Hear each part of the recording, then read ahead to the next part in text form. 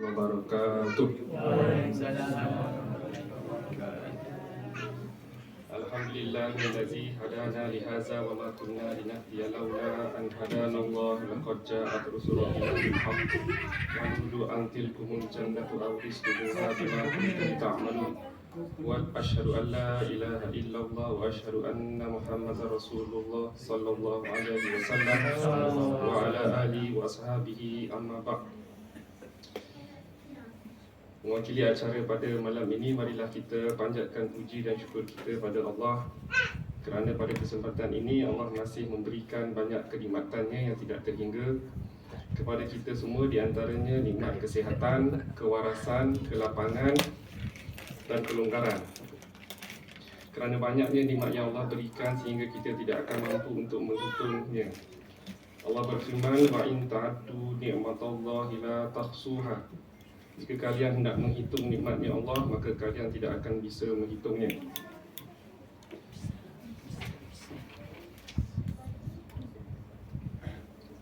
La in syakartum la azidannakum wa la in kafartum inna azabi lasyadid. Surah Ibrahim.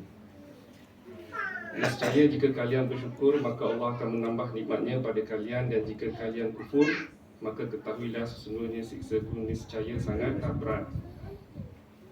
Terlebih dahulu, Allah masih memberi kenikmatan kepada kita bisa menetapi hidayah Allah, agama yang hak berupa Quran, hadis, jamaah, yang merupakan paling pulnya kenikmatan. Allah memilih kita sebagai orang yang dikhususkan bisa menerima hidayah ini dan menetapinya hingga saat ini. Dengan itu kita zahirkan ucapan Alhamdulillah, jazakumullah khairan. Selanjutnya saya mengajak semua untuk bersyukur kepada perantara agama yang telah memperjuangkan agama yang hak ini, baik dengan harta, diri dan jiwanya, sehingga agama ini bisa kita rasakan dan kita tetapi, maupun bersyukur pada para pengatur dan pengurus yang telah meramut kita. Sebagai generasi penerus, maka kita harus bersemangat dan mempersiapkan diri untuk melanjutkan perjuangan jemaah. Atas semua jasa para perantara agama disyukuri. Alhamdulillah, jazakumullah khairan. Ini nota Aiman ni saya baca sebab saya tak pandai nak sangat pengenalan tentang SOP Quran hadis jemaah ni. So saya minta amal soleh daripada Ustaz Aiman. Okey. Dia banyak membantu saya lah. Kalau tak, saya akan baca yang saya belajar dalam Ahli Sunnah wal Jamaah punya. Kan saya kena sound dengan Abang Zahid, dia tak datang. Dia suruh saya buat air teh tarik susu lembu asli, tapi dia pula datang. Okey. Alhamdulillah, jazakumullah khairan. Yang saya hormati Pak Yai, Pak Amru, para mubalik-mubalirah, Ustaz, Ustazah, Pak Polis, Bapak-bapak, Ibu-ibu, hadirin hadirat sekalian. Assalamualaikum warahmatullahi wabarakatuh. Waalaikumsalam. Semua mostly datanglah. Sebagian yang tak datang online je. Dua insan ni yang saya harap datang, iaitu Abang Zahir dengan Wak Muhsin. Tapi dia tidak menghadirkan diri. Wak Muhsin dengan Pak Zahir ni, dia ilmu dia pun saya dah sampaikan kepada beliau.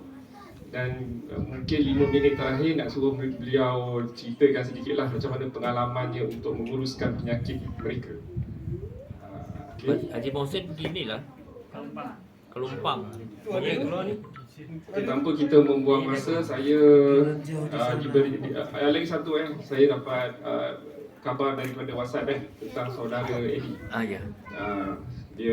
Beliau telah ditimpa ujian berupa musibah aksiden Ya, betul. di Jalan Kopi. Jalan Kopi Pak Amru. Ya, betul. Tempat tinggal saya kat situ, berdekatan dengan rumah saya.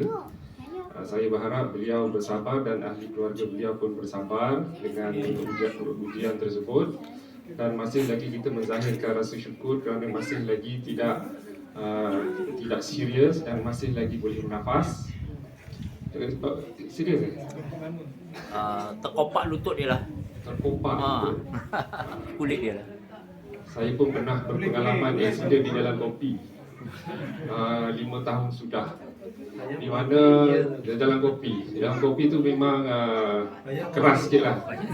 Dan saya antara mangsa dia lah. Saya bawa motor. Masa tu saya nak bawa anak saya.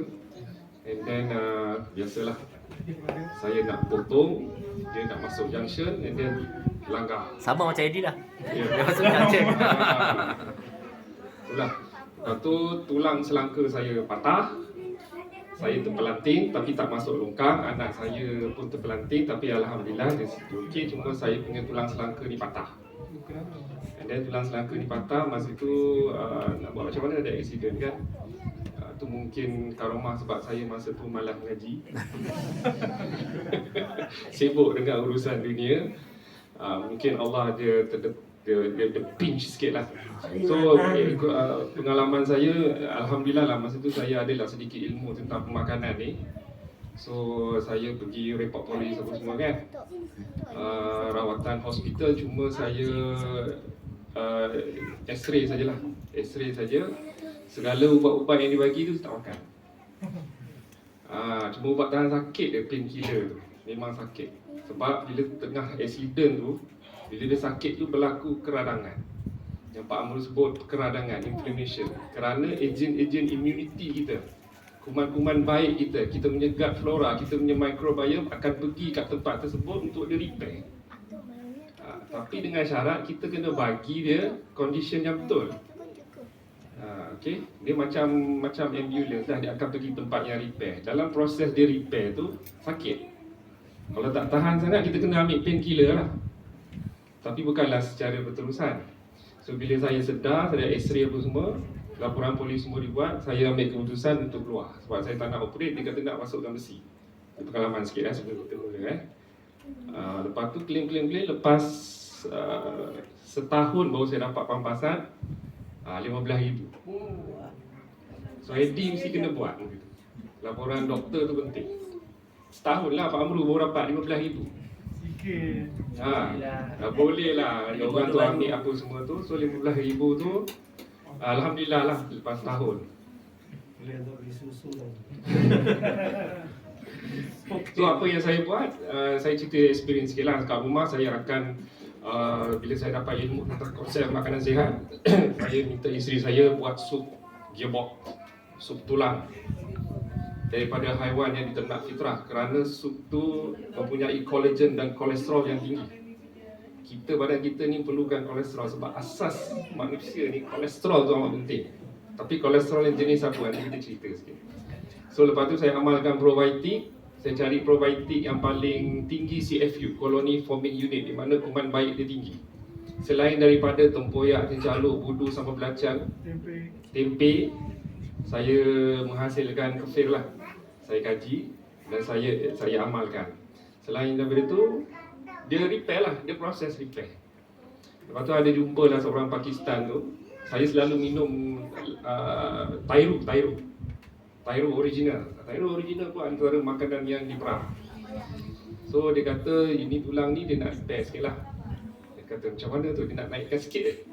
Memang dia, alhamdulillah saya biarkan lah sebab saya yakin kan ada orang tua tu lah. So dia naikkan sikit memang sakit lah. So lepas tu saya mengamalkan makanan yang fitrah lah, halal lagi thayyib. Dan alhamdulillah lebih kurang dalam 3 bulan macam tu dia recover. Sebab apa? Tulang kita ni adalah sel yang hidup. Dia bukan mati Dia sel hidup, dia akan sendiri, dia akan cantum balik. Dengan syarat kita kena bagi the right condition.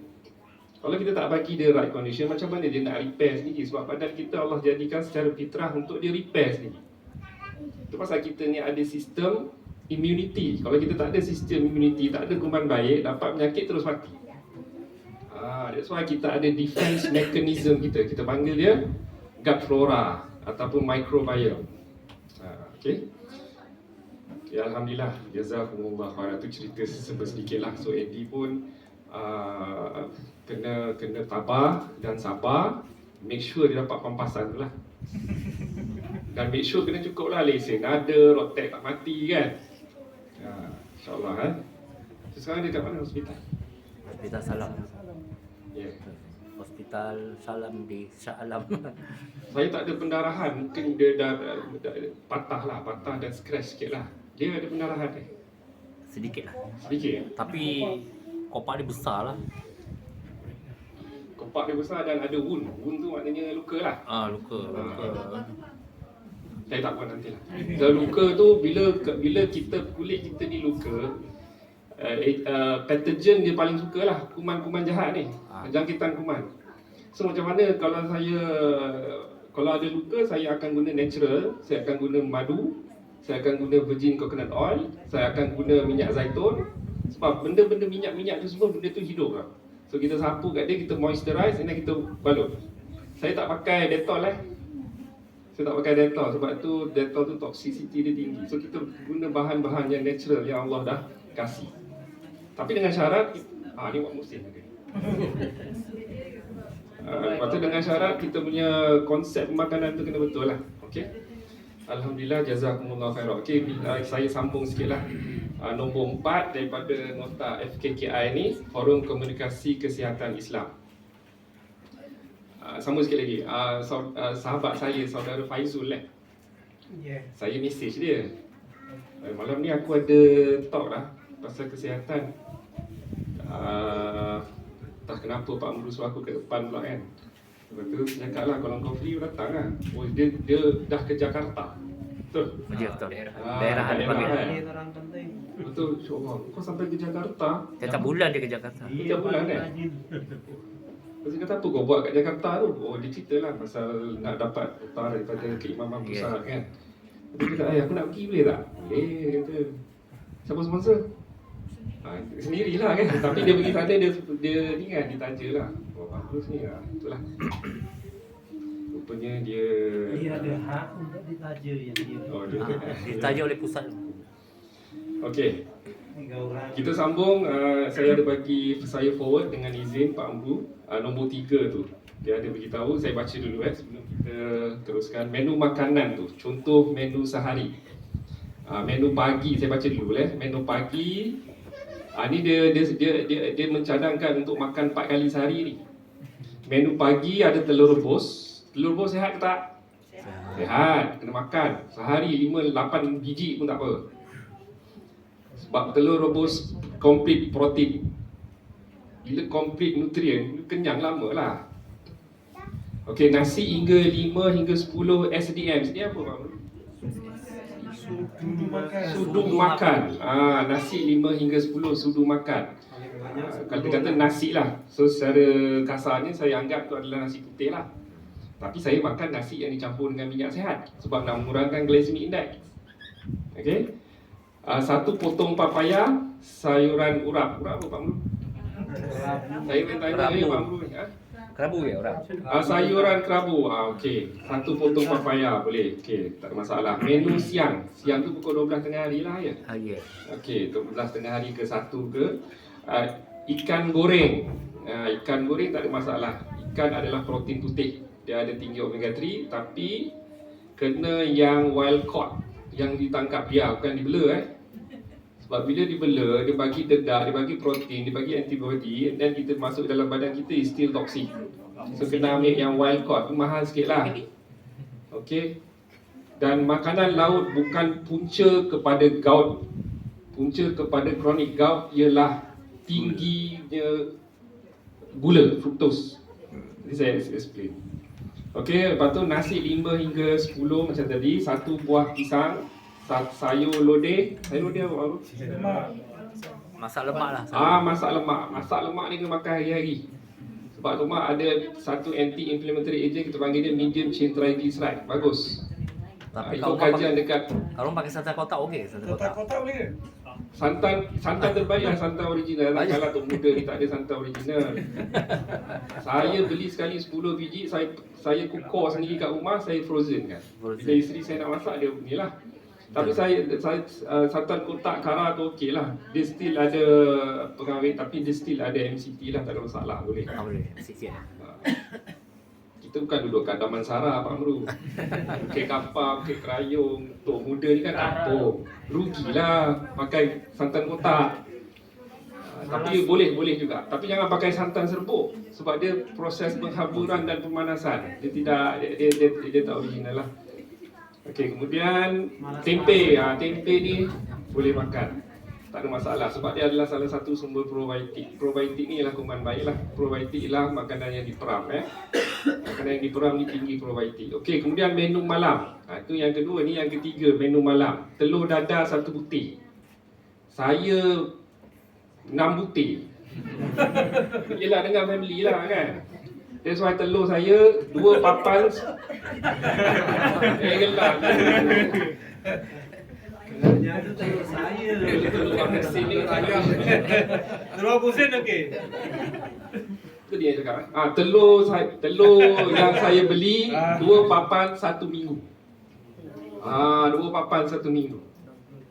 So anda semua berapa papan? 1 bulan 1 papan.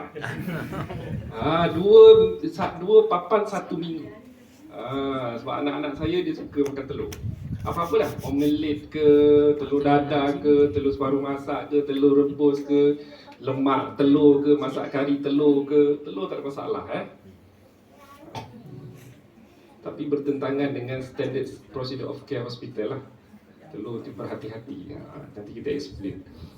Okay, kemudian nasi goreng 5 sendok. Nasi goreng lebih sihat daripada nasi putih Sebab nasi goreng bila dimasakkan dengan minyak kelapa sawit ataupun letak ghee, ada dia punya rencah-rencah yang kita buat sendiri, dia boleh mengurangkan glycemic index.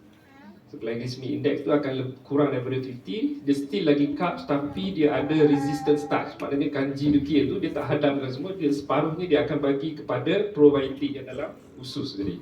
Nanti saya explain. 2 jeruk manis, sayuran tomat. Sayuran tomat apa Pak Nur? Tomato. Tomato. Wortel sawi.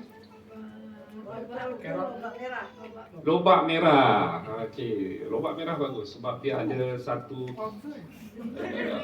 beta carotene.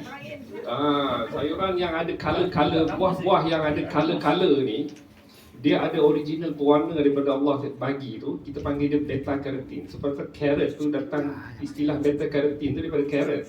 So carrot tu make sure yang organik lah. Okey. Saya nasihatkan janganlah beli sayur-sayuran daripada buah-buahan daripada China Sebab China ni matahari pun boleh buat. Semua benda boleh buat So bahaya Dan ikut kajian orang China, sana 8,000 orang mati sehari kerana kanser. Statistik Amerika 1,800 orang mati kerana kanser sehari. So rasanya Malaysia berapa? 190 orang mati sehari kerana kanser. Ini adalah statistik yang tidak didedahkan. Tapi saya tahu. So apa sangat COVID? Okeylah. Okey, snack. Ni snack minum malam dah snack. Sekejap ni. Jagung rebus. Jagung rebus ni kena hati-hati sebab apa? GMO, genetically modified lah. Kita takut lah. Melainkan kita dapat zaman sekarang ni banyak yang dah modified Pak Bro Biji ni yang pakar kesihatan di Amerika tu mengatakan rye, barley, oat dengan gandum, wheat, soy, corn. Tu mostly genetically modified. Rye tu sejenis gandum lah. Barley, oat, gandum, soya, jagung. 6 benda ni saya tak sentuh kerana genetically modified mostly. Lainlah kalau kita dapat yang original. Bali, kita orang Melayu mana makan oat. Bukannya sedap pun oat ni. Tapi kebanyakan ni sekarang kita ni dia tak faham apa itu GMO. Cuba dok. GMO, genetically modified. cuba Kita ni panjang. explain. Kita kena nak ambilkan. GMO tu macam apa benda GMO? GMO tu. Okey, GMO tu short form dia GMO. Genetically modified. Yeah. Genetically tu genetik kita. Genetik tumbuhan Genetik, tu. semua orang ada genetik dia yang ada dekat nucleus cell tu. Genetik dia modify, dia dah ubah fitrah. Ya. Organism, GMO, organism tu adalah benda hidup ataupun engineered food. So maknanya ahli fizik dia telah mengubah sesuatu genetik makanan tersebut, dia kaji supaya untuk menambahkan lagi output, hasil. Tetapi telah melampaui batas. Kerana wujudnya teknologi makanan lah. So teknologi tidak boleh disangkalkan, sains dan teknologi. Tapi apabila makanan pun nak diteknologikan, so terimalah musibahnya apa yang kita dapat sekarang ni. Pelbagai penyakit kronik. 100 tahun dahulu penyakit kronik ni tak wujud. Tapi kenapa sekarang wujud? Nanti kita persoalkan. Salah satunya adalah genetically modified organism food. Dan mostly banyak dalam karbohidrat proses, iaitu makanan-makanan yang diproses. Saya tak kata benda tu tak boleh makan, tapi masalahnya kita dah makan berlebih-lebihan secara istiqomah. Itu masalah dia. Macam Firda, dia seorang saya tengok dia yang paling fit sekali. Saya tengok makan minum teh tarik lah, roti canai kan, dia still gula tu masih boleh ditolak oleh insulin. Di peringkat usia macam tu, sebab apa? Dia punya immunity masih lagi kuat. Tapi cuba tengok 40 tahun, 45 tahun kalau dia teruskan habit macam tu. Sebab apa kita ni lambat mendapat penyakit kronik? Sebab apa? Dalam menu kita ada bawang kan, ada minyak sihat, ada telur kan. Tapi bila at the age of 50, 60, benda tu masih lagi tak mencukupi. Tambah pula dengan karbohidrat proses, so dia akan meningkatkan keradangan yang tinggi lah. Okay, snack jaga ubi setengah porsi. Portion lah, portion. Kacang hijau 1 gelas, tahu bakso 2 buah. 2 buah apa ni? Kacang rebus 1 genggam, senangka apa? Tembikai. Oh, tembikai. Tembikai. 2 potong pisang goreng, 1 buah pilih 1. Okey, boleh dikatakan empat-empat ni adalah makanan yang boleh dikatakan real food lah. Tapi 4 kali makan lah. Macam saya dah mengamalkan 2 kali, paling banyak pun 2 kali dah saya makan 2 kali saya makan. Dan snacking saya lebih pada buah lah.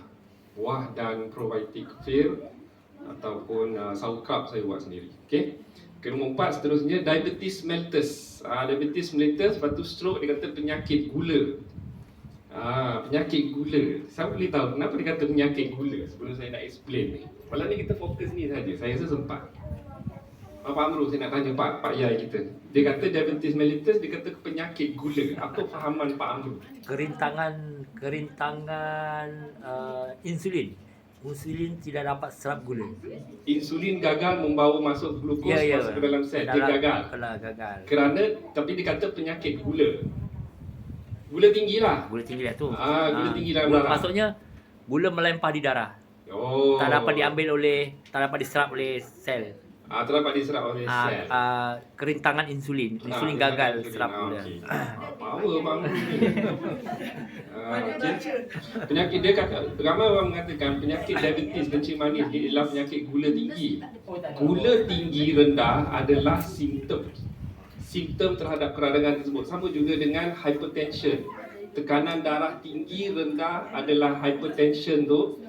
Dia bergantung kepada situasi. Macam saya sekarang, siapa yang paling banyak guna tenaga? Saya lah, betul tak? Kalau saya tengah bercakap. So of course gula saya sedang dibakar. So bila gula saya sedang dibakar, hati akan bakar glycogen dalam bentuk reserve tadi, dan gula saya tinggi sekarang ni sebab saya menggunakan tenaga. Tapi that's normal. Yang tak normalnya apabila kita rehat, gula still tinggi. Tu yang tak normal.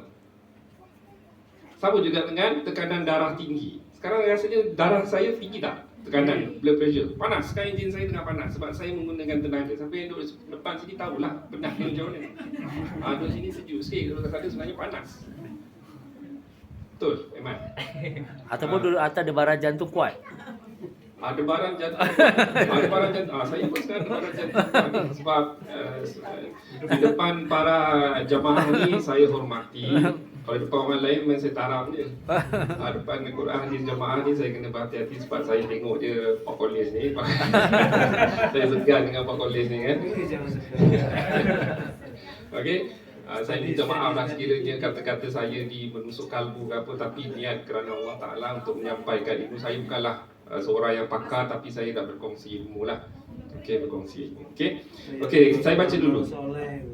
Pada diabetes mellitus, hormon insulin bertugas memasukkan gula ke sel. Betul lah tu. Hormon insulin. Insulin ni adalah sejenis hormon yang dikeluarkan oleh kelenjar pankreas. Dia bukannya ubat kencing manis.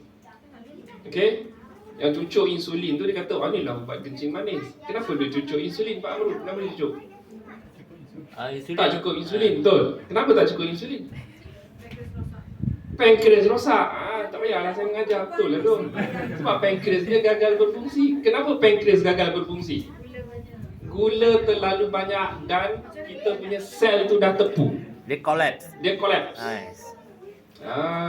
Dia melemah so, lah. Bila gagal berfungsi, dia tak dapat tolak dalam sel, dia gagal berfungsi. So gula yang tinggi tu pergi mana Pak?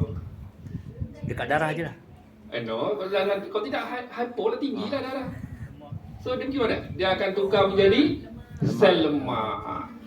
Sel lemak dia berkumpul pada sel lemak, tapi bukannya sel normal sel ni. Sel pipi, sel mata, sel pankreas, semua bukan. Dia semua ada sel, tapi dia pergi ke sel lemak dan dia bergumpal dalam tu dan dia quadruple. Maksudnya dia bertindan-tindan. Dia pergi ke 4 tempat. Pertama dekat kita punya abdomen, perut. Tempat tu paling luas.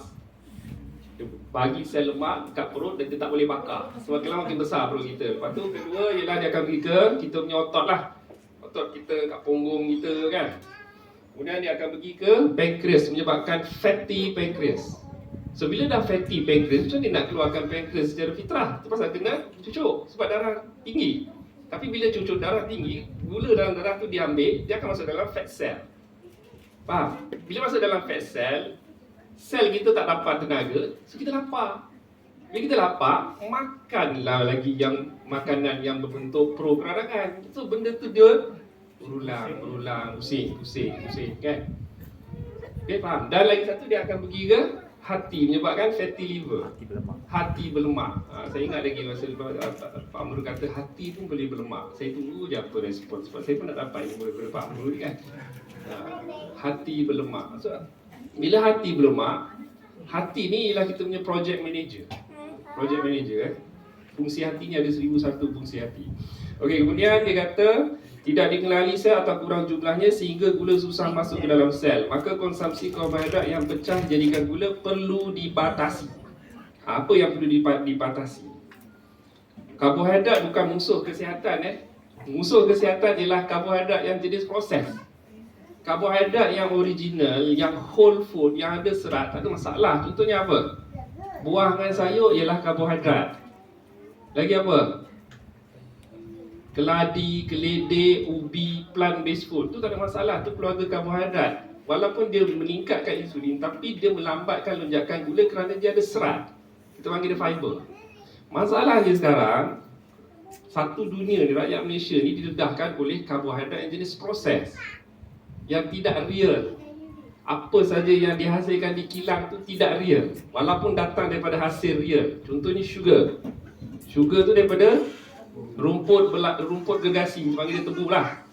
Tapi bila disampaikan sana, dia proses. Dia letak high fructose corn, dia letak deodorizing, dia letak whitening, macam-macam. Ini dia jual sekilo apa sekarang? RM40. RM1.50. Lama saya tak beli gula. Saya pun dah lama tak beli, tapi lebih kurang macam tu. So dijadikan satu industri untuk berniaga. So berniaga lah. Sekarang ni viral apa? Maggi kat Setiawangsa Caltex kan? Rato kan, betul? Siapa tahu? Kan? Asas dia apa?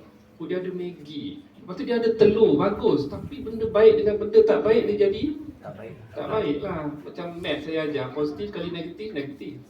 Negatif kali positif, negatif. Positif kali positif, positif. Betul? Benda baik, benda begitulah matematiknya. Matematiknya kan. Okay. So makanan yang ada karbohidrat, sumber karbohidrat, nasi mi kentang, mi kentang, jagung, ubi, buah dan roti, kita ambilkan sikit. Nabati apa Pak? Apa nabati? Nabati dari tumbuh-tumbuhan. Lemak yang berasal dari tumbuh-tumbuhan. Lemak yang berasal dari tumbuh-tumbuhan. Minyak kelapa lah. Daripada tumbuh-tumbuhan. Kalau minyak dan nabati, minyak daripada sumber sayur ataupun vegetable tak bagus. Contohnya apa? Corn oil, canola oil, soy oil, sunflower oil, itu semua yang minyak-minyak yang datang daripada overseas lah. Kenapa tak bagus nanti saya explain. Kemudian jadual makan, makanan bagi pada 3 waktu makanan utama dan 2 di 3 jika diperlukan. Jenis yang tidak meningkatkan gula darah dengan cepat. Ini bagus. Jumlah kalori, kita sibuk nak menggila kalori. Makan lepas tu nak timbang dulu, semua buang masa. You nak ada sebelah ni, lepas tu makan tu timbang. Makan je lah, kan? Dia kena tengok apa yang kita makan tu kesan kepada insulin kita. So apa makanan yang mengurangkan insulin ialah lemak dan protein. Nanti saya explain. Dan jumlah karbohidrat perlu diperhatikan. Jurus masak atau makanan sebagai tambahan strategi kuliner agar respon kenaikan gula tidak tinggi akan dijelaskan tersendiri. Panduan proporsi bisa menggunakan isi piring. Tak faham. Maksud dia Pak Mru? Panduan proporsi. Suku-suku separuh tu. Oh, suku-suku separuh. Okey, saya explain Saya kena pakai ni lah.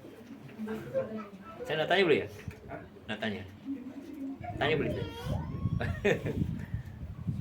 Dia keradangan dengan teroksida tu perkara yang sama atau berbeza ataupun berlaku proses. Keradangan tu disebabkan oleh oxidation. Okey. Teroksida. Maksudnya Teroksida dia dekat sini, salur darah. bermakna proses tu berlaku keradangan dulu lah baru teroksida. Keradangan ni ada 4. Pertama dia punca pada gula, sugar, stress, oxidation dengan inflammation. Maksudnya first punya berlaku tu ada keradangan. Lepas tu second stage baru Oxidation menyebabkan keradangan. oh macam tu. Bermakna teroksida dulu. Macam besi. Teroksida dulu baru dia karat. Macam itulah.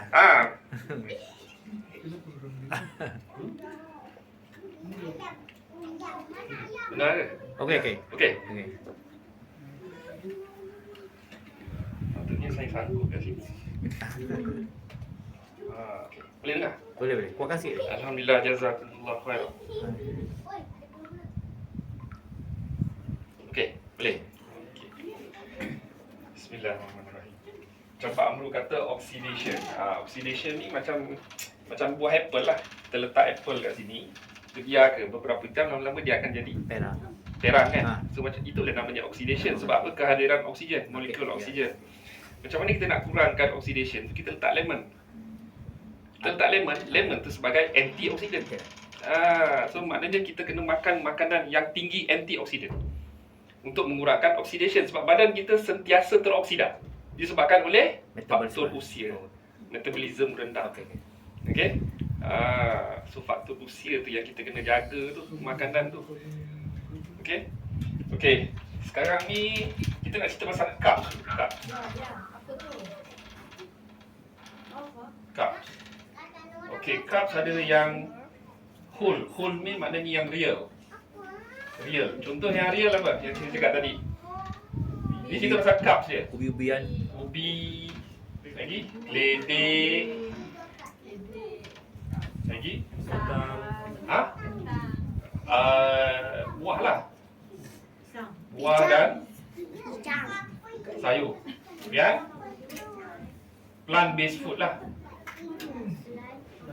Plant based food ni yang real Carbs yang GMO ataupun yang tidak real, apa dia?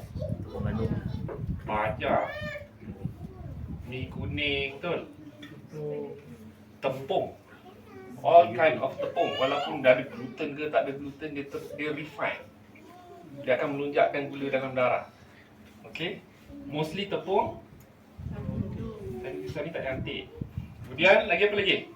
Biskut, cekedis lah benda semua lah Biskut. Roti canai yang makan malam ni. Ada roti canai? Makan nasi lemak yang kecil tu sedap. Hari tu saya makan.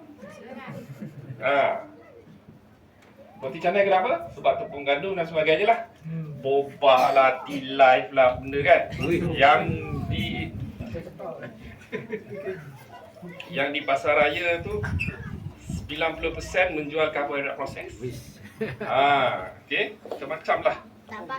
Dekat highway tu, daerah Fazira, dia duduk rumah apa? Konjak jelly, betul? Nampak konjak jelly? Bila sini makan dah konjak jelly tu? Tak ada. Tak ada, tidak macam mana? Kau tak ramping lah badan dia. Kenapa dia buat? Dia muka dia. It's all about money, betul? Konjak jelly dia suruh makan. So, okay. So ni kita cerita pasal carbs. So, bila kita makan carbs ni, karbohidrat lah. Real tak ada masalah. GMO ada masalah. Kita cerita pasal carbs. Ni juga akan meningkatkan insulin. Sekarang kita cerita pasal yang carbs yang tak real. Okay, bila kita makan, dia akan makan, ini namanya kita panggil dia GI tract. GI tract ni ialah gastrointestinal tract. Maknanya permulaan daripada mulut sehingga ke kita punya anus ataupun rectum. Okey? Belum lagi cerita ke dalam saluran darah. Kita panggil dia adalah gastrointestinal tract. So gastro ni adalah, ini perjalanan dia adalah satu hollow tube. Bila kita makan dan dia akan pergi ke perut, betul? Dia akan pergi ke perut. Okey, ni kita punya perut. Laptop. Okey. Hadapan kan. Bila pergi ke perut, dia ada hydrochloric acid. Hydrochloric acid yang akan merungkai dan akan menghancurkan makanan yang bentuk fizikal tadi. Okey, ni fungsi perut. Sebab apa? Dalam gastrointestinal tract, perut saja yang merupakan acidic. Yang lain semua alkaline. Kenapa dia acid? Sebab nak menghancurkan makanan kepada molekul yang lebih kecil. Faham? Okey. Kemudian dia akan pergi ke duodenum ni. Dia akan pergi ke usus. Dia akan pergi ke usus besar. Dia akan di usus besar. Intestinal. Ini adalah usus kecil. Dia akan pergi ke usus. So dia akan filter lah. Setengah tu akan jadi reserve dekat kita punya liver. Setengah tu akan gunakan tenaga. Setengah tu dia akan jadi najis. Kemudian bila dia dah filter, dia akan pergi ke saluran darah. Blood vessel kita. Saluran darah. Saluran darah ni panjang dia ialah 60,000 batu. 60,000 batu bersamaan dengan 4 kali mengelilingi dunia saluran darah kita ni. Panjang. Okey. So bila dia pergi ke saluran darah, of course lah darah tadi akan membawa nutrien, betul? Nutrien apa yang kita makan, dia akan bawa zat, dia akan bawa air, dia akan bawa sel darah merah, sel darah putih, dia akan bawa probiotik, dia akan pergi ke sel. Dia pergi ke sel sini, sel. Semua manusia terdiri daripada sel. Kita ada trilion sel. Siapa yang menjaga trilion sel ni? Bilion kuman baik. Okay? So bila kita dapat tenaga daripada sel ni, dapat tenaga, nanti kita dapat tenaga lah. Macam kita duduk, kita makan, kita berdiri, kita berlari kan. So sel ni perlu diberi tenaga. Tapi sebelum nak masuk ke dalam sel ni, dia insulin akan keluar daripada pankreas ni. Ni pankreas. Pankreas ni ada satu kelenjar, dia akan mengeluarkan satu hormon, kita panggil dia insulin tadi. Insulin. So kerja insulin ni, dia bawa gula tadi yang kita makan sumber karbohidrat ni, dia masuk ke dalam sel. So sebelum nak masuk ke dalam sel, insulin ni dia akan melalui satu dinding. Dinding sel. Dinding sel ni kita panggil dia insulin reseptor. Maknanya reseptor insulin. Kenapa dipanggil insulin reseptor? Sebab dia dikawal oleh insulin. So insulin tu dia akan tap dekat sini, pintu buka. Bila pintu buka, baru glukos tadi masuk. Bila glukos tu masuk, dia akan masuk dan kita akan dapat tenaga dalam bentuk ATP. So sumber gula untuk karbohidrat kita panggil dia glukos. Glukosa. Okey? Faham semua? Kita makan karbohidrat, dicernakan, acidity dihancurkan, masuk ke dalam usus, daripada usus masuk ke dalam saluran darah dalam bentuk glukosa dan dia akan masuk ke dalam sel. Tapi sebelum nak masuk ke dalam sel, insulin reseptor ni kena buka pintu. Macam buka pintu lah. Masuk. Kita dapat tenaga. Okey? Tapi masalahnya sekarang, pintu ni dia tak nak buka. Bila dia tap, dia tak nak buka. So dia tak dapat nak masuk. Dia tak dapat nak masuk. Kenapa tak dapat nak masuk? Sebab konsistennya makan benda ni. Kenapa? Sebab makanan-makanan yang GMO, makanan-makanan yang processed food tidak ada nutrien yang cukup. Memang tak ada nutrien, dia hanya sedap saja. Okey, dalam badan kita ni perlukan nutrien. Kita perlukan essential fatty acid, kita perlukan vitamins, kita perlukan minerals, So, pintu ni rosak. Bila pintu ni rosak, gula dalam darah tu tinggi, betul? Gula dalam darah tu tinggi. Bila gula dalam darah tu tinggi, kita tak boleh nak biar gula tu tinggi. Sistolik dan diastolik kita tu. So, insulin tadi akan bawa, insulin ni dia transporter, dia akan bawa gula dalam darah tu pergi ke fat cell, iaitu sel lemak. Okey? Dia akan pergi ke sel lemak. Sebab apa? Kegagalan pintu ni oleh insulin untuk buka. So, dia akan fat cell ni dia akan pergi ke mana? Dia akan pergi ke abdomen, dia akan pergi ke otot ataupun mazda, dia akan pergi ke pankreas, Hati. dan dia akan pergi ke hati. Tempat ni. Okey? So menyebabkan kita obes lah. Boleh? Ada setengah orang dia ada diabetik tu. Tapi dia tak pergi ke abdomen. Dia pergi ke liver banyak. Hati. Tapi dia kurus je. Dia tak pergi ke abdomen, dia tak pergi ke otot, tapi dia pergi ke liver. Dan dia ada masalah kencing manis.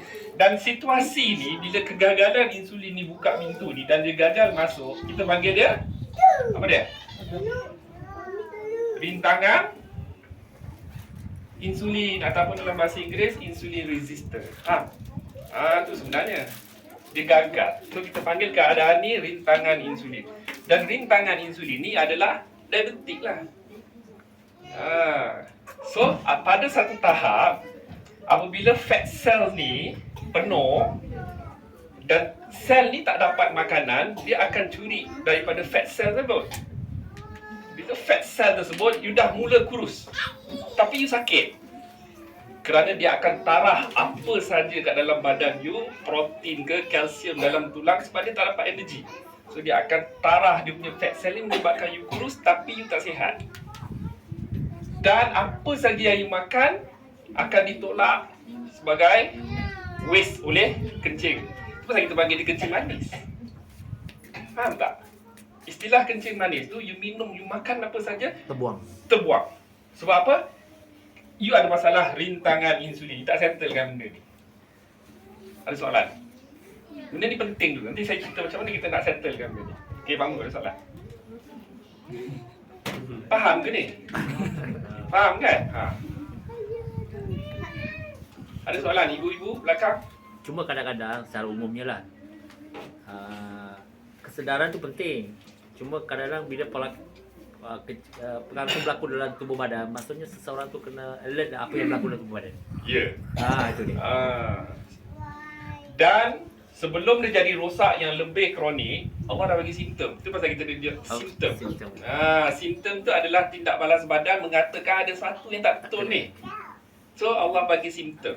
Apa contoh simptom? Simptom yang paling ketara ialah obesiti tu sendiri. Faham tak? Obesiti tu sendiri. Kemudian apa lagi? Kerap kencing malam, letih nak tidur tapi tak nyenyak padahal letih. Lepas apa lagi? Bau badan, ada skin tag, ada PCOS, ada dark fold. Itu semua adalah simptom-simptom. Kerap pening. Saya dulu ada masalah rintangan insulin ni seminggu sekali mesti pening. Kan? Sekarang pening juga. Bila isteri merajuk lah pening. Nombor satu. Lain semua Alhamdulillah tak ada. Sebab apa? Saya dah repair dah benda ni. Ni saya cerita pasal diri saya dulu Dulu saya 118 kilo. Sekarang maintain dah 78 dah. Selama 5 tahun dah. Ini dulu cerita pasal exercise lagi. Okay? So dia ada bagi simptom. So Allah tu dia bijak, dia dah tahu dah. Kalau ada sesuatu yang tak kena, dia ada bagi warning. Badan tu akan bagi signal warning supaya kita buat sesuatu. Tapi masalahnya kita ni degil. Kenapa degil? Degil satu hal. Nasihat pun, nasihat pemakanan daripada orang yang sepatutnya memberi nasihat pemakanan yang betul, dia nasihatkan yang tidak betul. Apa nasihat dia? Dia masih menyalahkan lemak dan kolesterol. Okey, macam mana kita nak settlekan masalah ni? So, kita nak settle, kita kena tukar sumber glukosa tadi. Sumber glukosa tadi kepada kepada lemak. Kepada lemak. So, kita tukar kepada lemak dan protein. Lemak dan protein juga ada juga yang real dan ada juga yang original. Yang tak original, yang lemak yang real ialah apa? Real dan fake lah. Fake ni daging apa? Daging burger lah. Kan? Kalau yang real, grass fat, maknanya yang makan rumput. Kemudian apa? Wild caught. Dalam bahasa Inggeris lah, yang tangkap liar punya fish, ikan. Ini yang tangkap liar. Okey, yang ni sebagai apa? Daging burger. Di mana dagingnya lebih kurang dalam 2%, yang lain semua tepung. Uli, tak gigi lembu pun masuk ke sini. Kita pun makan, dia sedap. Kenapa jadi sedap? Gigi lembu. Kenapa jadi sedap, Bang Bro? Sebab dia letak pengawet, perisa, stabilizer, teknologi makanan. Faham? Itu pasal dia jadi sedap dan menyebabkan kita craving kan.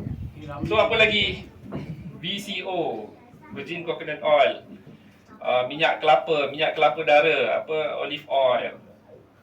Olive oilnya ada isu juga kat Malaysia ni, susah dapat yang original. Yang original memang mahal. Kan? So saya nasihatkan base kelapa lah. Santan, coconut milk, santan. Fish oil okey je. Fish oil okey. Fish oil ni datang daripada wild caught fish lah tadi. Nak ambil omega 3 fish oil tu, itulah antara, sebab apa? Ikut kajian dan ikut pembacaan saya, suplemen dekat luar tu ada ascorbic acid dengan cornstarch dan mostly datang daripada China. Tapi kena pilih yang betul.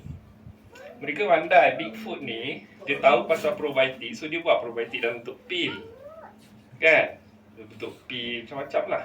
Tapi benda tu mahal kan? Saya sarankan ambil yang natural. Okay? So apa lagi? Banyak lagi Kelapa malas parut. Santan Okey, masakan berlemak ni, dah bila kita makan lemak macam biasalah. Apa gula lemak tu? Kita panggil dia free fatty acid. Tadi glukos kan? Yang ni free fatty acid, maknanya asid lemak bebas. Bila kita makan lemak tadi kat mulut, dan dia macam biasalah pergi ke perut, dia akan hadamkan hydrochloric acid. Kemudian dia akan pergi ke usus, and then dia akan pergi ke saluran darah dalam bentuk free fatty acid. Okey? Dan yang bestnya makan lemak ni, dia akan pergi ke sel macam hantu. Dia tak ada bantuan insulin. Tanpa insulin je. Tanpa insulin. That's why insulin kita boleh kontrol. Stabil. Kenapa dia boleh masuk macam hantu, tak ada pintu? Sebab dinding sel, membran sel ni diperbuat daripada lemak. Faham? Very simple. Shortcut lah ya. Dia shortcut, dan lemak ni dan boleh terus digunakan untuk menghasilkan ATP. Kalau kita glukos tadi, dia memerlukan 11 steps.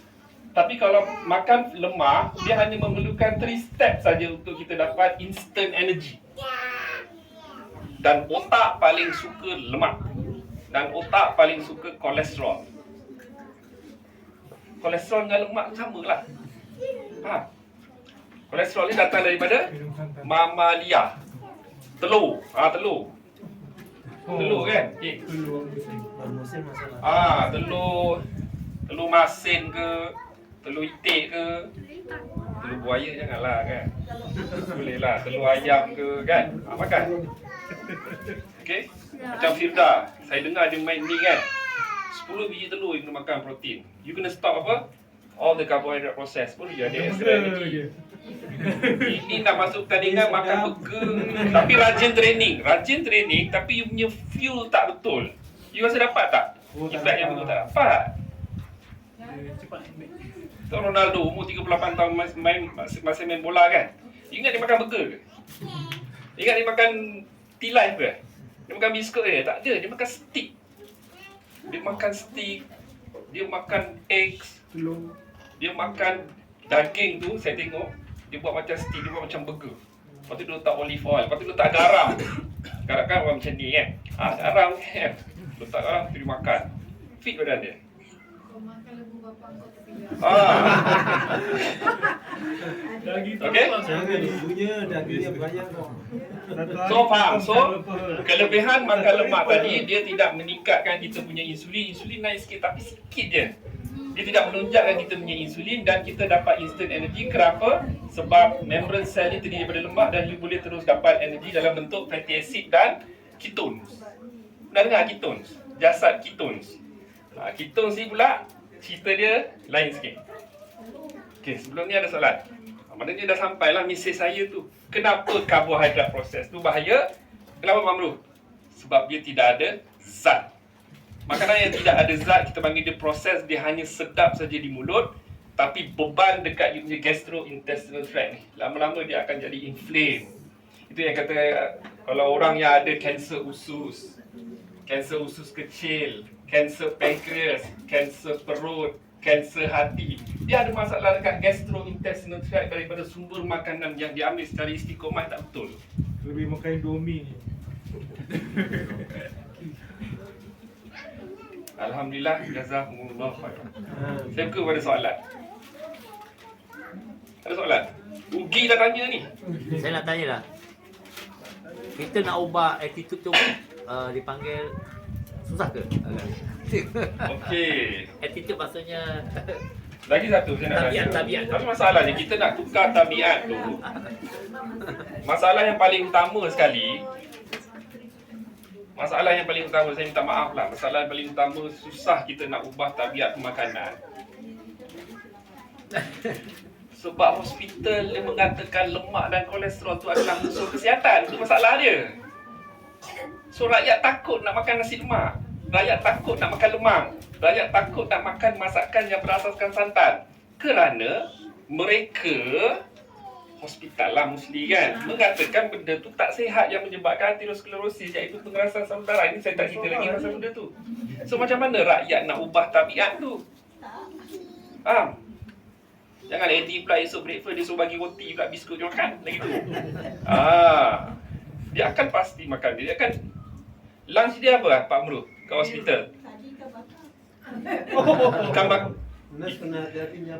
Dia akan bagi apa? Saya tengok ayam sup, ikan sup, tak ada garam. Orang tu dah lah sakit selera, dah tengah lapar. Lepas tu makan benda yang tak sedap. Macam mana dia nak? Dan stres. Dan stres juga boleh menyebabkan aterosklerosis. Ini saya cerita pasal makanan dulu. Makanan dulu.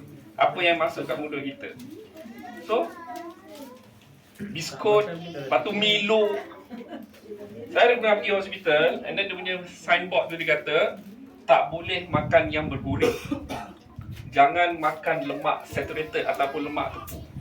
Ini semua lemak tepu lah ni. Santan adalah lemak tepu. Saya boleh dikatakan hari-hari makan masak lemak. Boleh. So nak tukar attitude ni, sama ada nak dengar nasihat saya yang saya dah berubah kepada masih lagi ditakut lama, itu pilihan masing-masing. Tapi saya menyeru kepada ibu-ibu dan bapa-bapa, cuba. Not worth try. Cuba. Okay? Especially yang siapa yang ada rintangan insulin tadi. Rintangan insulin adalah punca kepada semua penyakit kronik, boleh dikatakan. Ikut saya punya patient saya tengok dia ada kanser, dia ada masalah fatty liver, dia ada masalah mitokondria, dia ada masalah kerosakan kat mitokondria yang menghasilkan energy cell ni, dia ada masalah dekat gastrointestinal tract. Kesemuanya boleh dikatakan 99% ada masalah rintangan insulin yang saya cakap tadi tu. Okey?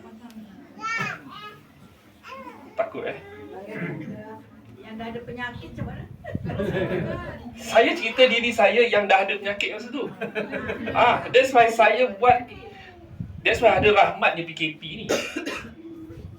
PKP ni saya tak boleh bekerja, saya tak boleh buat rumah apa, tak boleh keluar rumah. Kalau keluar rumah kena saman. So saya belajar macam ni.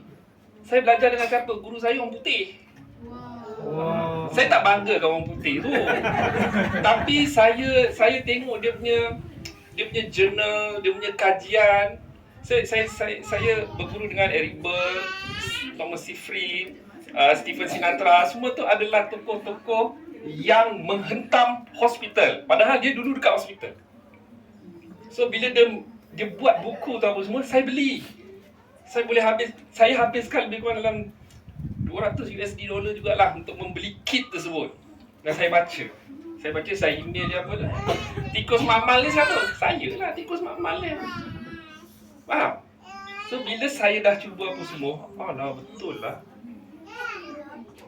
So efeknya dalam masa lebih kurang dalam 2 bulan ya Pak. Even dalam masa 48 jam, you dapat energy, instant energy. Sebab apa?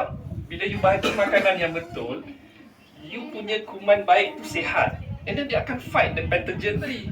Slow. Konsisten dan disiplin adalah 2 benda yang paling susah nak buat. Disiplin dan konsisten. Kalau dia dapat buat benda tu, dia dapat ilmu. Aku dah hari-hari teh tarik. Aku seminggu tak minum teh tarik ni. Aku nak minum juga. Tak boleh lah. At least 90 hari. 90 hari betul-betul ikut program yang semua. Makan makanan yang anti-inflammatory food tadi. And then bila you rasa you dah sihat, bila you rasa badan you ada energetik, you nak minum Makanan-makanan proses tadi pun you dah tak ada craving dah. You tak nak lah. Macam saya lah, saya tak nak. Apa yang ini saya ada bawa teh tarik susu lembu asli. Boleh minum. Yang bekas hijau ni. Yang ni apa? Teh tarik FNN. Saya tak minum. Dia sedap minum. Memang sedap minum sebab makanan proses dijadikan untuk kita craving. Untuk kita ketagih. Sedap. Didesign untuk ketagih. Untuk beli lagi. Dia sebab benda tu murah. Saya minta maaf memang saya tak minum. Ini sihat. Sebab saya dalam seminggu 200 kilo saya order susu untuk buat kefir lah. Kefir. Nanti saya cerita pasal probiotik. Mungkin tak cukup masa. Baru 10 nanti. Next time lah. Okay, ada soalan sebelum saya nak sambung sikit. Satu soalan lagi. Ya. Bagaimana untuk sistem pemakanan yang betul itu juga menjadikan kesehatan menjadi betul. Ya, betul. Itu maksudnya. Bertepatan dengan firman Allah, ya ayuhan nas kulu mimma fil ardi halalan thayyibah la tattabi'u khutuwati syaitan. Kan? Taklah kamu makan daripada rezeki yang sebagai bagi sekalian manusia yang halal lagi baik. Allah kata lagi baik. So carilah yang halal lagi baik. Maggi halal, adakah dia baik? Tanya sendiri. Roti canai halal, adakah dia baik? Fikir sendiri. Sebab gandum zaman sekarang ni susah nak cari yang real. Dan sebab segala jenis tepung memang saya tak makan sebab dia ada karbohidrat proses. So orang yang nak reverse dia punya penyakit kronik, dia mesti ubah dia punya buat diet modification. Ubat tidak akan membantu. Sebab all ubat are toxic. Dia akan menyebabkan masalah ketirisan susu. Sebenarnya dia ada banyak cabang tau Pak Amru. Saya nak sumbatkan semua tak sempat. Okay, saya malam ni kita cerita pasal rintangan insulin. Sebab apa dia ada cakap diabetes mellitus. So tu cerita ni. Pelan-pelan. Pelan-pelan. So belum lagi masalah ketirisan usus sebab ini tempat yang paling kita filter. Lama-lama perut pun dia punya acidity pun menjadi lemah kerana makanan tu ada toksik. Saya dulu suka makan biskut Oreo. Tak. Oreo. Malam-malam tengok TV cerita Netflix. Susu.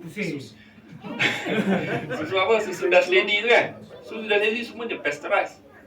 Kita kena pakai yang raw milk. Tapi kerajaan tak iktirafkan raw milk. Raw milk tu sebenarnya yang sihat. Macam Pak Amru kata, minum susu unta direct itu sihat. Kalau dipanaskan, kuman baik dia mati lah. So tak ada zat. So bila tak ada zat, tak sedap, tambah gula. Faham tak? So gula yang ada dalam raw milk susu teh tarik itu adalah laktos yang original. Tak cuba cubalah rasa. Pak Amru rasa sekarang. Apa nanti lah. Sekan lah saya nak minum. Okay? So benda ni amat-amat penting. Benda ni paling basic lah. Basic.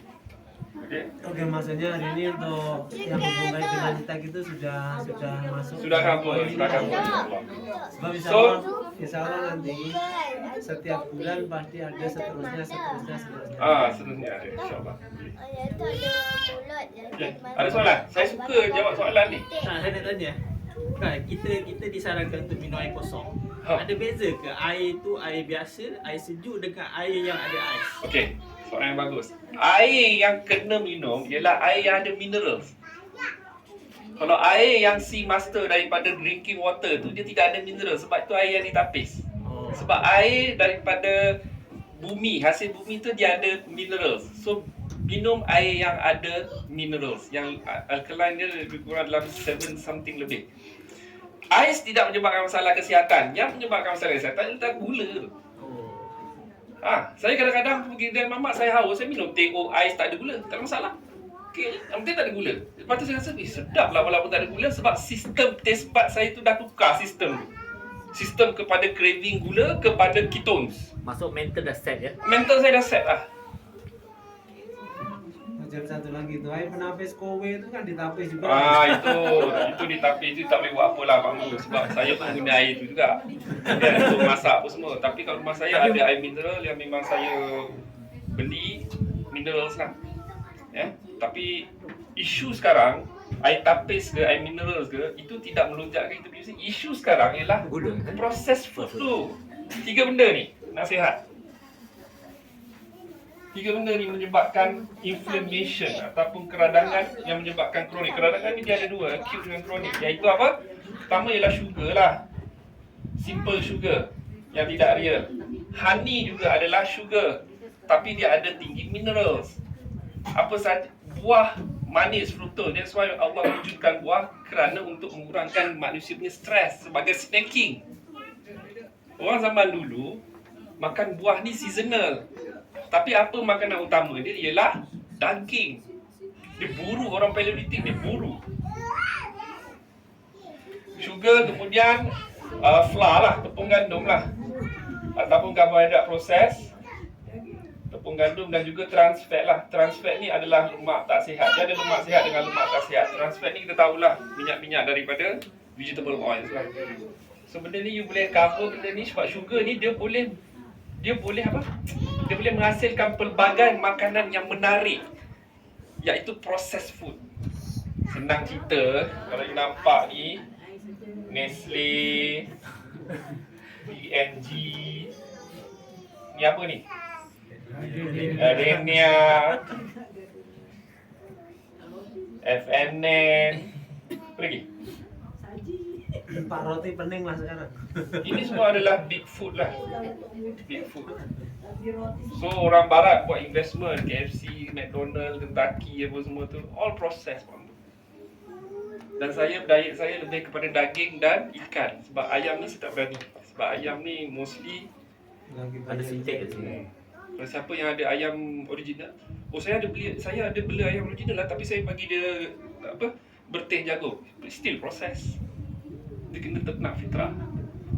That's why orang, sebab ayam proses ni dia ada estrogen lebih. Kadang-kadang boleh dapat breast cancer hanya makan ayam. Kerap makan ayam. Dysregulated cell. Contohnya boleh cerita banyak lagi lah pasal kanser ni kan. Soalan-soalan lagi? Okay, bagus kan? So saya jawab Okey. soalan awak. Mungkin saya nak respon ni air tadi. Ah, Ada juga orang cakap minum air RO tu air kosong air. reverse Tapi osmosis. untuk kita jadikan dia lebih berkualiti, kalau dicampur garam bukit okey. Boleh. Lebih. Minumlah air cuka apple. Air cuka kurma. Saya amalkan jenis Fairchild. Fairchild ni bagus. Cari je nama Fairchild tu. Bukan minum macam tu. You kena campur air 2 sudu 1 liter. And then you letaklah daun pandan. And then you letaklah sikit madu. Dia jadikan amalan seharian. Pagi tadi saya misi rumput. Penatlah kan. Saya cari air tebu asli. Ada kat tempat saya tu. Saya minum air tebu asli tak ada masalah. Dia dikatakan hari-hari saya minum air tebu. Tapi tebu tu manis tak? Memang dia manis. Fructose dia tinggi. Tapi dia ada tinggi minerals. Dan dia GI dia kurang. Glycemic index tak ada masalah. Manis bukan masalah. Manis yang masalah ialah manis yang kita dah redo. Yang kita dah olah dia punya fitrah dia. Soalan lagi? Kalau gula nira? Gula nira okey? Saya masak pakai gula kelapa. Gula kelapa ataupun gula Melaka yang original. Tapi selepas saya makan, lepas sejam baru saya minum. Sebab apa? Untuk nak bagi masa hydrochloric acid tu nak menghadamkan makanan kita. Kalau kita asyik duduk je minum pula air sirap, nanti dia reflux balik. Sebab kat sini dia ada valve tau kat sini. Valve ni kalau dia terbuka dia reflux lah. Okey. Salah satu faktornya ialah bila kita makan dia selagi dengan asyik minum air.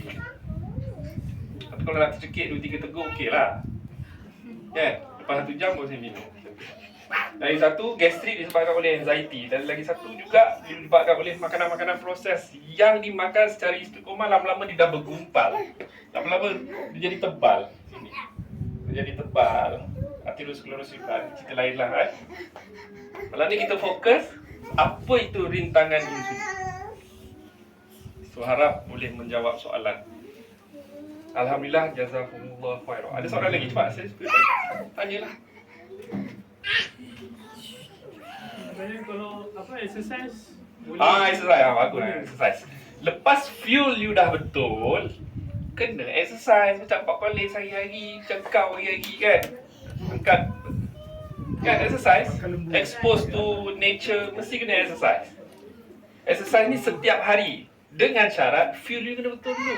Kalau fuel kita, you ada masalah rintangan insulin, you exercise pun cepat letih dan tidak berkualiti punya exercise. Bila exercise haus, minum 100+. Betul tak?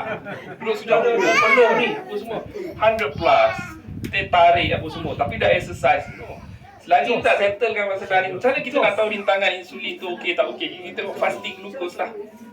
Ataupun badan you sendiri akan dapat rasa. Kalau you bakar lemak tu, maknanya okey. Bagus. Ada soalan lagi. Lagi satu, berpuasa lah. Kita kena berpuasa lah. Saya setiap hari berpuasa at least 12 jam, at most 20 jam. Tapi bila saya berpuasa tu, bila rasa nak makan, saya rasa masih kenyang lagi. Tapi bila saya time makan, saya kena makan lah. Sebab sistem badan macam puasa lah. Pak Amru nanti kita puasa Ramadan kan. Siapa yang jarang puasa, puasa pertama, puasa kedua, puasa ketiga, lesu, betul? Bila puasa keempat tu, orang yang malas berpuasa tu jadi biasa, betul? Sistem tu kena tukar. Tapi masalahnya apabila berbuka tu apa yang makan? Tapi lama-lama kalau dah 30 hari puasa, makan sikit dah kenyang. Ya. Kita nak dapat dia punya sistem tu. Okey. You kena usaha macam mana dapatkan sistem tu. Okey? Ada soalan lagi? Mau sehat perubahan diri sendiri. Setelah ilmu disampaikan, Ha. itu semua adalah pilihan masing-masing. Betul. Pilihan. Sebab apa saya semua orang akan meninggal kan Pak Amru kan? Ha. Tapi saya tak naklah meninggal dalam keadaan kaki saya kena potong, dalam keadaan kanser, dalam keadaan this kind of thing susah nak tafsir, susah nak predict kan. Tapi badan kita ni adalah satu amanah lah. Adalah satu amanah yang perlu dijaga. Kira yang Bila ilmu dah disampaikan, terserah kepada bapa-bapa dan ibu-ibu untuk mengamalkan ataupun tak. Tapi saya cerita benda ni berdasarkan experience saya. Sebab apa? Masa PKP, doktor dah kata saya kena cucuk insulin. Sebab kegagalan pankreas tadi lah. Saya dulu pankreas pun tak tahu. Ibu apa benda, hati ni saya tak tahu, saya tak cakna benda tu. Tapi bila saya dah hampir kena cucuk insulin dan doktor kata ini disebabkan oleh genetik. Ya ke? Tapi isteri saya kata kita kena belajar lah. Saya belajar balik apa semua. Dan alhamdulillah berhasil. Tapi perlu ke saya lawan doktor tu? Jangan lawan dia sebab dia diajar macam tu. You pergi ke tempat orang and then you tunjuk pandai, tak boleh lah, betul lah. Dia bagi ubat kolesterol ke apa semua ke? Sebab saya nak pergi sana, sebab saya nak check blood glucose, saya nak check insulin resistance saya kan. Tapi dia bagi ubat, saya buang lah. Betul tak?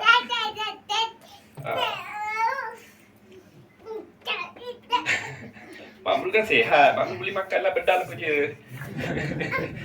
Dia macam susah hati je nak tinggal kau jalan. Roti canai memang sedap. Orang lelaki roti canai sekeping tak cukup. At least 3 keping, 2 keping. Saya roti sardin saya boleh makan 2 keping masa saya insulin resistant. Lepas 3 jam lepas tu lapar balik. Kenapa lapar balik? Sebab fat cell dia tak pergi ke sel. Lapar balik sebab dia dijadikan untuk kita craving lagi, makan lagi. Memang kenyang tapi lepas 2 jam setengah dia craving lagi benda. Okey. Macam siang tadi saya makan apa tau? Pagi saya skip breakfast lah. Tapi saya makan juga, saya minum kafe, saya makan buah yang sikit-sikit lah. Lepas tu lepas Jumatan tadi dengan anak saya, baru saya makan. Saya makan nasi biryani kambing lagi. Nasi biryani kambing RM12. Sebab isteri saya dia tak ada dekat sini, dia dekat rumah mak dia. Lepas tu sampai sekarang saya tak makan lagi. Tapi petang tadi saya minum lah air cuka apple. Ada sikit tapai saya minum, saya makan. Saya belum makan lagi. Sekarang berapa? 10.30. Sekarang ni time tidur. Time tidur ni Pak Menu. Time tidur. Tak, 10.30 ni canai lagi. Insulin masih lagi naik. Lepas balik rumah nak tidur, macam mana nak tidur? Insulin masih naik lagi. Faham tak benda ni? Dia sometimes sekarang ialah time tidur. Kalau tak ada pengajian, saya pukul 10 saya dah tidur lah. Pukul 4.30, pukul 5 bangun lah. Dia dapat energi dan tidur yang sihat yang cukup adalah penting. So nasihat saya kalau nak makan nasi lemak dan buah je lah.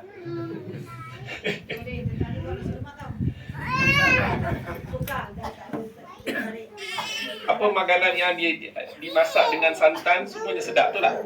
Betul tak? Semuanya sedap. Tapi itu dipersetankan. Betul tak? Saya cakap direct ke? Itu yang dipersetankan, itu yang dipersalahkan. Lemak dan kolesterol selalu dipersalahkan. So macam mana rakyat nasihat? yang dianjurkan sebagai apa? Ni kilang gardenia tadi tu. Apa produk ni dia pakai? Semalam saya ada seminar pasal bos saya, ex-bos saya dipanggil saya lah. Attend seminar tu. Professional architect dan engineer. Kan? Biasalah makan air sirap, ada semua makan minum air sirap. Kan? Lepas tu dia pelik, kenapa Cik Faiz tak minum? Oh saya minum lepas 1 jam. Betul boleh ke? Gitu kan. Lepas tu saya malas lah nak explain kan. Lepas tu petang roti, muffin, low fat punya. Muffin, lepas tu ada orang kaya-kaya ni kan, secret recipe apa semua. Aku cakap masak tu.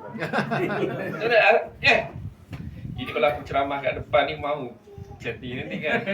So you know, yang datang pun average umur dah 50 tahun, professional architect, saya punya ex-boss dan 70% obesity. Rintangan insulin. Kan fat cell tadi kita cerita. Daripada gaya pemakanan saya dah tahu dah masalah you. Alhamdulillah, jazakumullah khairan. 5 minit lagi. So, Pak Mul je doa. Ada soalan lagi? So, Gaya makan yang simple lah. Yang masa pendek ni kalau dah tunggu lama-lama. Kalau pagi makan apa, tengah hari makan apa, malam kan? Contoh. Nasi lemak je satu. Ustazah Limatan boleh explain lah. Yang paling simple, Pak, okey. Okay, pagi nasi lemak. Yang paling tidur kan? Pagi kan Tidur. Dia tidur apa semua, tengah-tengah malam katakan Wadin nak chill kan? Kan? Bila kita nak pergi toilet mesti haus pun. Kan? Buka peti minum air cukai apa? Ataupun taklah garam Celtic salt sikit kan? Lepas tu dah uruskan you punya business tu, tidur balik. Dia subuh bangun apa semua kan? Lepas tu sembahyang subuh, minum air lagi. Air mineral ke air cukai apa ke, saya selalu ada cukai apa. Dah 6 tahun saya minum air cukai apa. Sedap. Air cukai apa saya tak daun pandan. Daun pandan kena guna setiap hari dalam masakan kita ni. Sebab dia ada antioksidan. Lepas tu katakan awak dia nak sarapan kan? Sarapan lah awal sebelum pukul 8 kan? Pukul 8 gunakan nasi lemak. Kan? Makanlah telur. Tapi masa tu sebelum tu dah buang lah kan? Dah buang. Okay, makanlah nasi lemak, telur goreng 2 kan? Tapi jangan minum teh tarik. Lepas tu jam baru minum. Okay, lepas tu dah settle apa semua, you buat kerja. Kita pergi kerja lah. Macam yang office pergi kerja apa semua kan. Tapi janganlah pukul 10 kau pergi turun kantin, kau pergi makan lagi kan. Boleh? So lepas tu makan pukul lepas zuhur.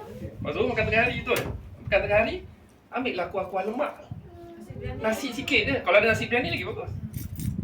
Ambil kuah lemak macam banjir apa semua tak ada masalah. Tapi lepas sejam baru minum. Jadikan kebiasaan dia tu. Next, malam kalau nak makan 3 kali pun boleh. Itu terserah. Tapi mostly sehari makan 2 kali je. Tapi in between, you makanlah tapai, makan buah. Rakyat Malaysia kurang makan buah 95% rakyat Malaysia kurang makan buah. That's why ada banyak oxidation pula.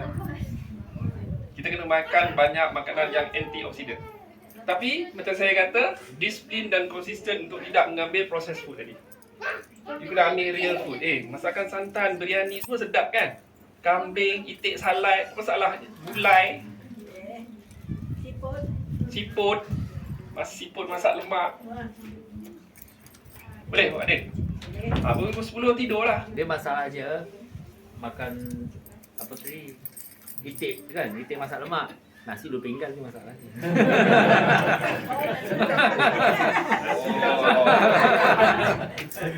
Itu yang malas tu, makan sedap. Nasi tambah. Okay, ada seorang lagi. Tak ada. Kalau sehari makan sebiji donat pun masalah juga ya. Contoh lah kan. Kalau saya tak ada masalah, Firda tak ada masalah. Sebab insulin saya masih lagi boleh tolak donat masuk dalam sel. Sebab insulin saya sensitif. Saya tidak ada masalah rintangan insulin. Sebab apa? Saya dah check HSCRP, test high sensitive C reactive protein saya kurang daripada 0. Kurang daripada 1. Test saya baru ni ialah 0.7. Nanti saya share kat dalam group. 0.7. That means saya insulin sensitif. Kalau malam ni anda kata dia ada donat saya makan, masih lagi tak ada menyebabkan rintangan insulin. Tak ada, masih lagi. Tapi kenapa saya tak nak makan? Sebab saya dah benci makanan tu. Faham? Saya minta maaf sebab saya dah tidak ada ketagihan. Craving pun dah tak ada. Saya craving apa? Wak Khalis punya daging stick. Kalau Kalau dia buat stick. Habislah kambing. Waktu dah habis. Kita cari kambing baru. Konsep pijak. Dunkin Donut, tengoklah dekat setiap mall 90% all processed food.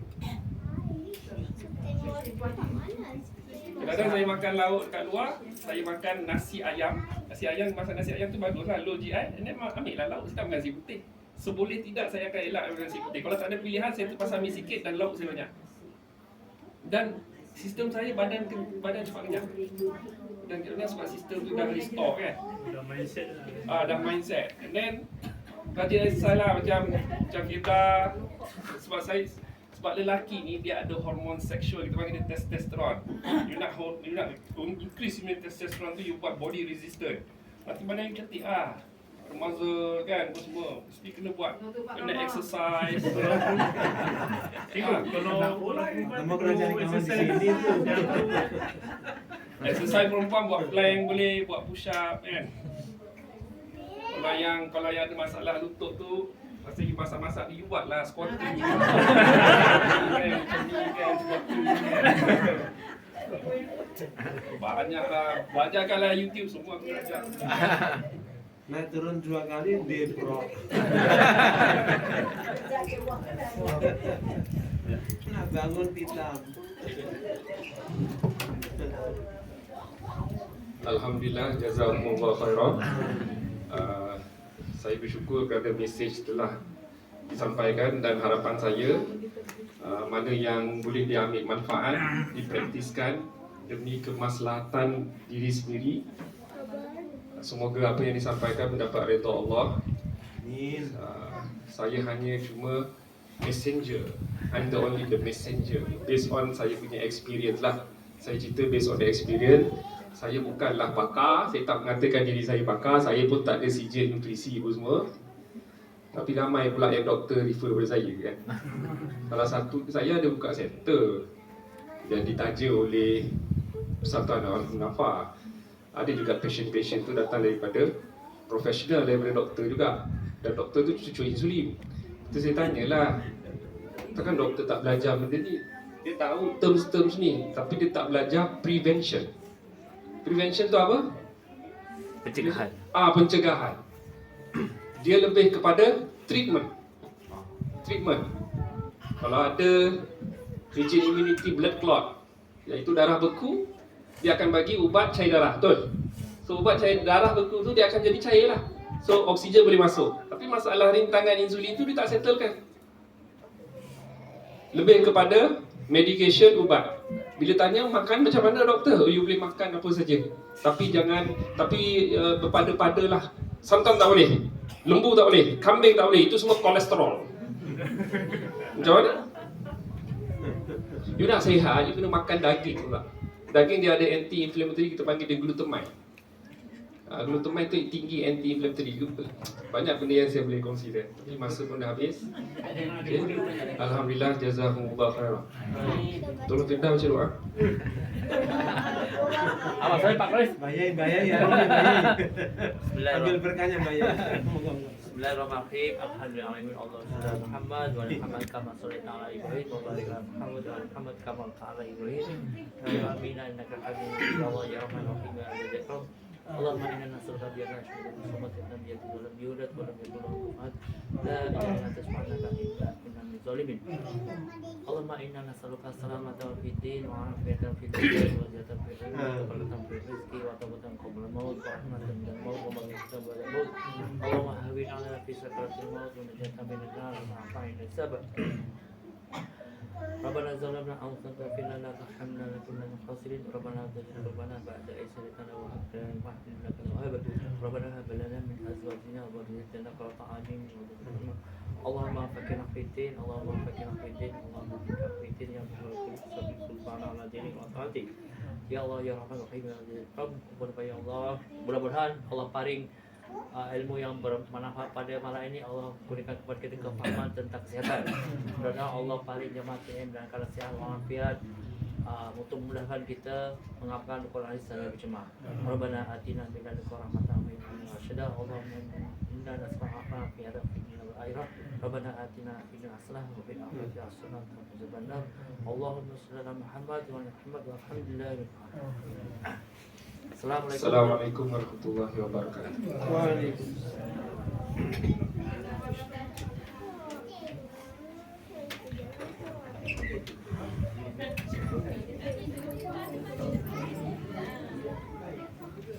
Ni dah off